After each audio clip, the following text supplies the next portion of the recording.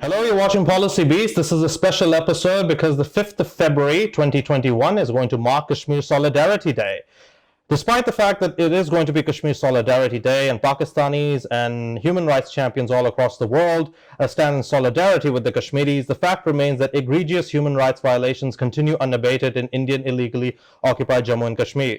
The UN Secretary General Antonio Guterres made it very clear that the Kashmir dispute has to be resolved as per the UN resolutions as well as the UN Charter. However, the plight of the Kashmiris has not changed. It's almost as if these violations continue unabated, which includes incarcerations and all sorts of other human rights violations that you can actually think of. Kashmiris are stripped off of their right towards freedom of expression. Protests are being handled brutally by the Indian forces, and Pakistan has been diplomatically trying to make sure that the Kashmir issue is propped up in major capitals all across the world. Now, this episode of Policy Beats is going to be speaking and focusing on the human rights aspect of the Kashmir dispute. I'm joined by academic and assistant professor at the Defense and Strategic Studies Department at Quaid Azam University, Dr. Salma Malik. Dr. Salma Malik, thank you so much for joining me on Policy Beats. Thank you for asking. Dr. Salma, my first question is a very simple one. We've had the revocation of Article 370 and 35A, and we've also seen blanket lockdowns all across the territory. How long would the international community take to recognize that this is state-sponsored terrorism on part of New Delhi? This is actually a very, very important question, and to be very honest, there's no answer to this. The very fact that it happened on the 5th of August 2019, it's been 18 months as of the 5th of February. The very fact that the international community should have taken this very seriously. It's a question of not one or two people. It's a question of an entire community being put under a virtual open-air prison. But initially going through the international press and looking at the reaction of the international community, the first 3 months were the golden period where they were coming up with statements, they were condemning Indian actions, but nothing went beyond that. So this is very, very unfortunate that despite this gross human rights violation, despite a genocidal activity that India has been doing, not only in Jammu and Kashmir, but also very systematically and very pronounced and out in the air with the Indian Muslims per se, there has been no condemnation of a big nature. Had it happened in some other area of strategic interest or importance for the international community, we would have seen the type of reaction. There would have been preemptive strikes. There would have been Americans marching into those countries with humanitarian intervention and R2P and all of those things being used, the fancy jargon that is used to justify their actions. But in terms of Jammu and Kashmir, nothing of that sort has happened, to the point that when President Donald Trump, the previous American president, when he visited Delhi, right next door to him, there were huge clashes taking place and Muslims were being killed mercilessly, and not a word of condemnation came out. So, in fact, sitting BJP ministers endorsed those riots. And they endorsed that. And the very fact that BJP ministers, retired military officers, they come out in the open in the media, and it has been recorded, it has been put in the international press, but there's been a complete desensitization of this particular phenomenon. So I'm very sorry to say, when it comes to the international community, it's only an interest-based reaction scenario with the international community as such, and they really don't take human rights violation in the real sense of the word. We have grown up listening to all type of fancy stuff that comes with the jargons, that comes with that. But when it comes to implementation, it's only interest-based, it's only where it matters. Now, when you talk about interest-based activism, if you'd like to put it out there, it's almost as if human rights activism, I had Andy Vermont in my show as well, who's a European-based human rights activist, and he was very vociferous in India's disinformation campaign. Do you think that human rights activism is not being paid adequate attention to because of the fact that economic interests with New Delhi would actually be jeopardized? Absolutely. I mean, you couldn't say less about this. It's the economic interest, and it's also the fact that New Delhi has been very, very prudent in this particular disinformation campaign that has come out, the Indian Chronicles and all of that stuff. You can just imagine the type of network that Indians have spread all over the world that they mute information.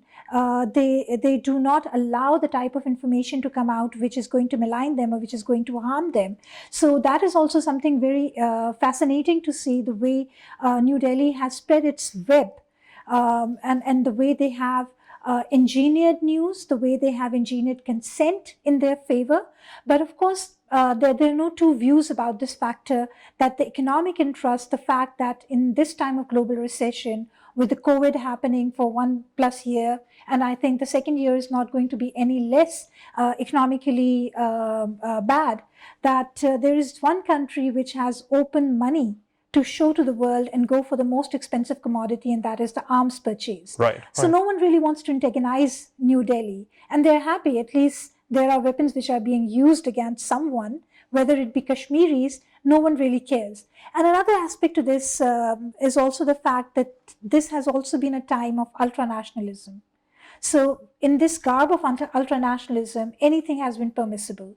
And this human rights violation, genocidal activities, a muting of citizens, and the type of atrocities that India has committed against the Muslims and the people of Jammu and Kashmir all get koshered and justified under this garb.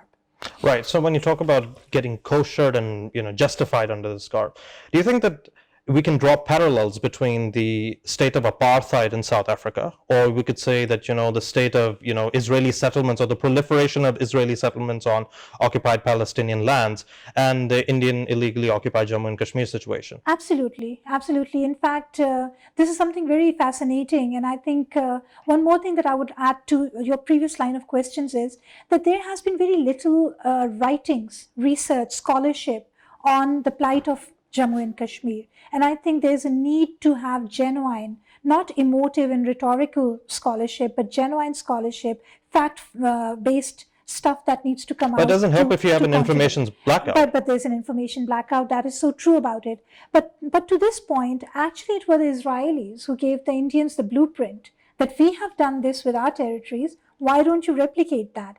And you may recall Indian Consul General in New York, who in a meeting with the Jammu Pandits actually said that we are going to exactly do that. And international press is full of reports saying this is Kashmir is India's West Bank, it is Palestinization of Kashmir, and so many other things. But the very fact is that no one is really bothered. The way no one has been really bothered about what is happening in Palestine. No one is bothered about what is happening in Jammu and Kashmir. So these are two of the most unfortunate, most heinous human rights violations, genocidal activities, but then and the oldest on the UN Charter, but the international community and the international press is totally mute and quiet about it. Right, let me give you a few assessments from Human Rights Watch here. Now, Human Rights Watch and various reports have given out their viewpoints with regard to egregious human rights violations, forced incarcerations, rape,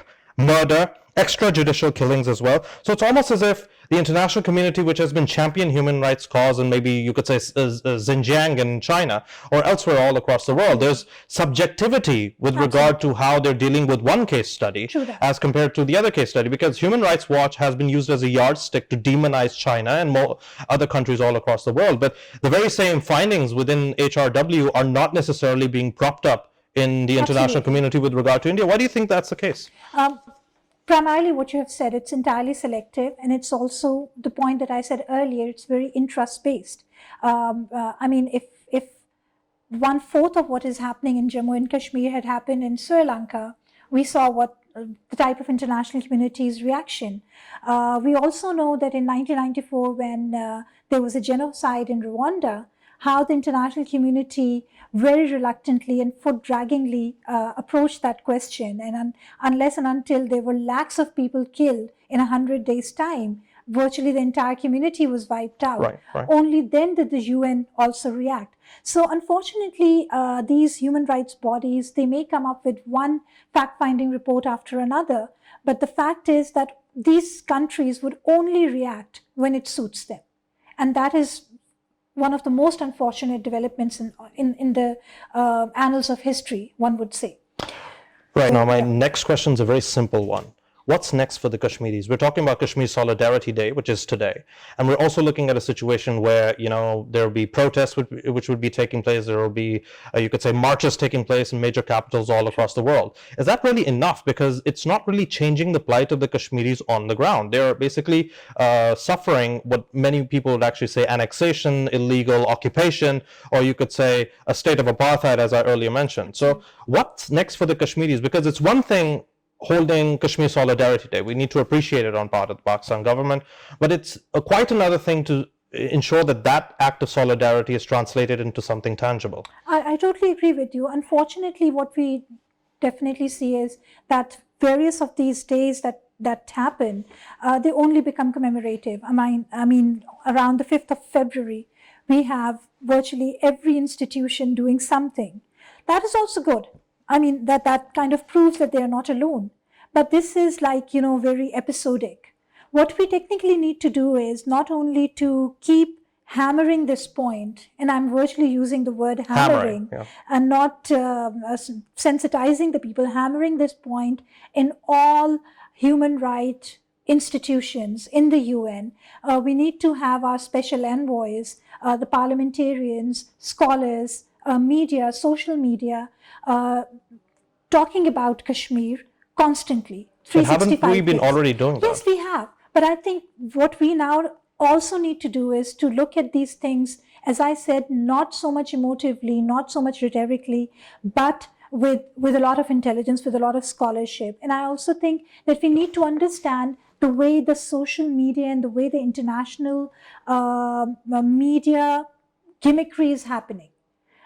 We are somewhat conventional in our approach towards these issues. We need to be learn more the innovative. ropes. Right. And we need to also see as to how India, through this disinformation lab campaigning, what they did. And how can we use such networks, or how can we use such networks for better utilizing or for better sensitizing the people and narrative. I mean, I'm not saying that we need to demonize anything, but we need to highlight the plight, which is a very genuine aspect of the Kashmiris. And for that, through writings, through press, and also the very fact that various fora such as the OIC and all, they need to step up the game. And there has been very little done through those fora. Pakistan has done as much as it can, and it will keep doing it because this is something which is part of us. It's part of our foreign policy. It's part of our foreign policy. It's part of what Pakistan is all about. But the fact that India is using this particular situation, it's also using the China factor to deviate the international community's attention away from the human rights violation to something which is a bigger triadal security dilemma. We need to kind of rewrite the narrative and respin the narrative and make the people focus on the right issue and the right plight of the Kashmiris. Right, Dr. Salma, as a woman yourself, now let's speak about the plight of women in Indian illegally occupied Jammu and Kashmir. Now, we've seen a situation where female unemployment is over the roof. It's more than 50% in Indian illegally occupied Jammu and Kashmir. And we've also seen the inability of women to try and deal with this state, you could say, barbaric activity, where they're basically being locked up, and there have been some heinous accounts of, rape actually taking place with brazen frequency. Now, for women in general, now we talk about ensuring women's rights as an extreme, because today's program is about human rights violations. Women's rights fit right into human rights equations as well. So how important is it for the international community to understand that women's rights are being brazenly violated in the Indian illegally occupied? Year 2020 was the 20th year of the WPS UN Security Council Resolution 1325.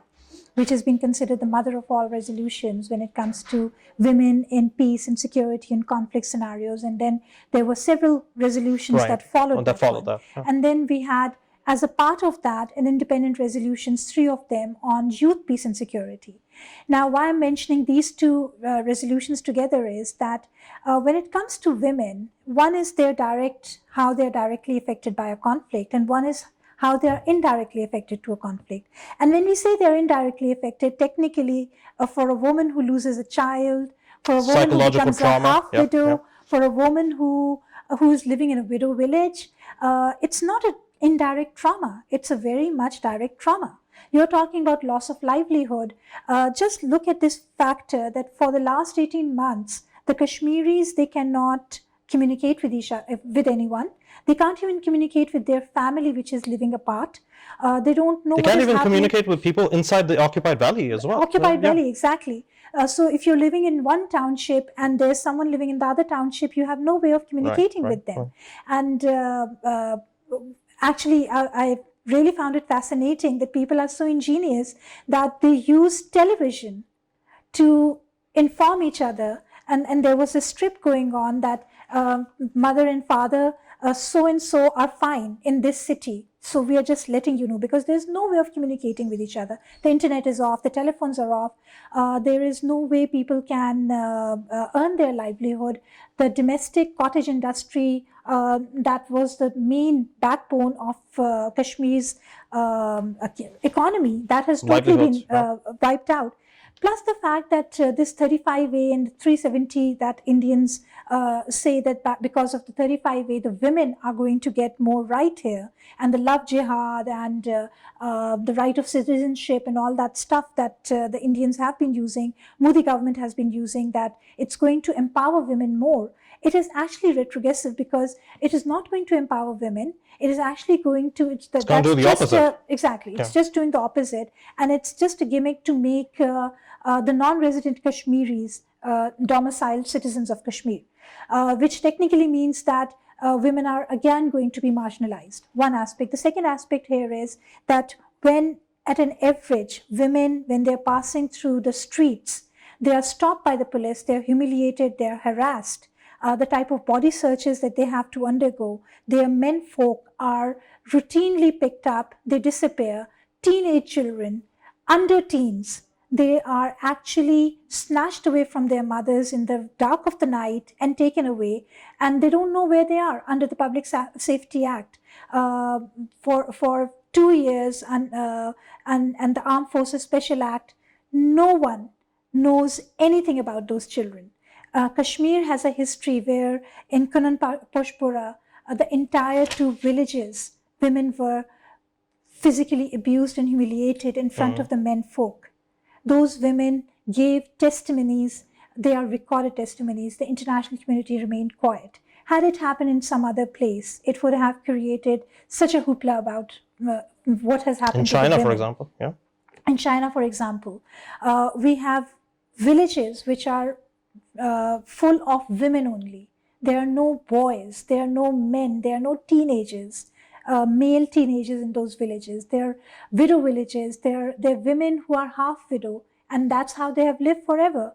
I mean, one can write eulogies, one can write tributes to those women for being brave, but the very fact is that the psychological impact that is that those women have, it is absolutely glaring, and no one is talking about them.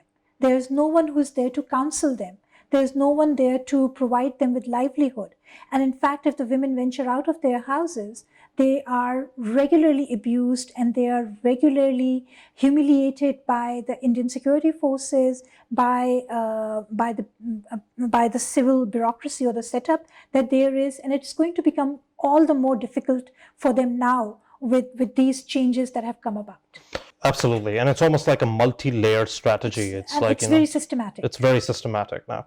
Dr. Salma, a final question is that as Kashmiris all across the world today would be, expressing outrage over blue murder that has actually been committed by New Delhi, do you think that New Delhi has gotten away with blue murder? And what can be done to do about this? Because we talk about diplomatic initiatives, we talk about activism. It's time now for tangible solutions. Now, you mentioned the role of the academia and how we're supposed to highlight the plight of Kashmiris in all international forums. What is the message that you would like to send out to the Kashmiris and the people who are championing their cause? Well, for Kashmiris, what message can you give but to say that we are with you, and the very fact that you people are so brave that we can't even match your bravery. As for the tangible steps, what one can do is, I think the best is that Pakistan and the affected communities need to step up the legal battle a lot more. Because we have tried the political solution, we have tried the human rights route, we have tried sensitizing international community. When nothing is working, I think the best solution, which is very concrete, that is lawfaring. And we are doing that. We need to do a lot more in that regard. We have some stellar legal jurists who are working in this area. But I think the only way one can respond to these aspects is through lawfaring. One aspect, and of course, the fact that Pakistan will continue doing the type of advocacy, the type of sensitization for Kashmir is beyond commitment. We are going to do that, and that needs to be stepped up more. But I also think that through our writings, we need to press this issue more. And we also need to see that the international press also has a lot more a voice on Kashmir than ever before. Right. Salma Malik, thank you so much for joining me on Policy Beats. So that's what we have on this edition of Policy Beats. It's a special edition because today is Kashmir Solidarity Day. The message is that we Pakistanis and everyone who has any semblance of ensuring that human rights activism is actually promoted to a large extent, or human rights activists themselves would actually stand in solidarity with the Kashmiris. There's a lot more that has to be done. India's illegal occupation continues unabated, but we can only hope, pray, and ensure that tangible solutions materialize for the plight of the Kashmiris and the Kashmiri diaspora all across the world. That's it from me, Hamzah Rifaat. You can follow us on Twitter, Facebook, as well as on YouTube. Till next time, take care and stay safe.